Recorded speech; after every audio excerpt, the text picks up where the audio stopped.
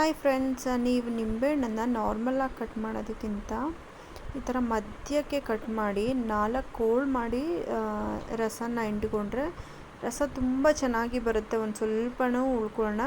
Usually ಕೆಲವೊಂದು ನಿಂಬೆಹಣ್ಣು ತುಂಬ ದಿನ ಆದಮೇಲೆ ಒಣಗಿಬಿಟ್ಟಿರುತ್ತಲ್ವ ಮೇಲೆಲ್ಲ ಸಿಪ್ಪೆ, ಆ ಥರ ಒಣಗೋಗಿದ್ರಂತೂ ಈ ಮೆಥಡಲ್ಲಿ ರಸ ತೆಗೆದ್ರೆ ಆರಾಮಾಗಿ ತೊಗೊಬೋದು. ಆ ಥರ ಒಣಗೋಗಿದ್ರೆ ನೀವು ಮಧ್ಯೆ ಕಟ್ ಮಾಡಿದರೆ ಈ ಥರ ಸ್ವೀಸ್ ಮಾಡಿದ್ರೆ ಸ್ವಲ್ಪನೂ ರಸ ಬೀಳಲ್ಲ. ನೋಡಿ, ಈ ಥರ 4 ಪಾರ್ಟ್ಸ್ ಹಾಕಿ ಮಧ್ಯಕ್ಕೆ ಕಟ್ ಮಾಡಿಕೊಂಡು ಮೇಲ್ಗಡೆ ಇದೆಯಲ್ಲ ಅದನ್ನ ರಿಮೂವ್ ಮಾಡ್ಕೊಂಬಿಡ್ಬೇಕು. ಮಾಡಿಕೊಂಡು ಈ ಥರ ಹಿಂಡಿದ್ರೆ ನೋಡಿ, ಇದರಲ್ಲೇ ಎಷ್ಟು ರಸ ಬರ್ತಾ ಇದೆ ಅಲ್ವಾ.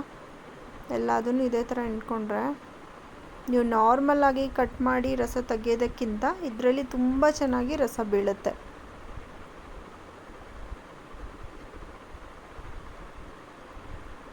ನೋಡಿ, ಒಂದು ಸ್ವಲ್ಪನೂ ಉಳ್ಕೊಳ್ಳಲ್ಲ ಸಿಪ್ಪೆಯಲ್ಲಿ, ಎಲ್ಲ ಬಂದ್ಬಿಡುತ್ತೆ ನೀಟಾಗಿ. ಈ ಟಿಪ್ ಇಷ್ಟ ಆದರೆ please like, share and subscribe to my channel. Next tip ಜೊತೆ ಸಿಗ್ತೀನಿ. ಬಾಯ್.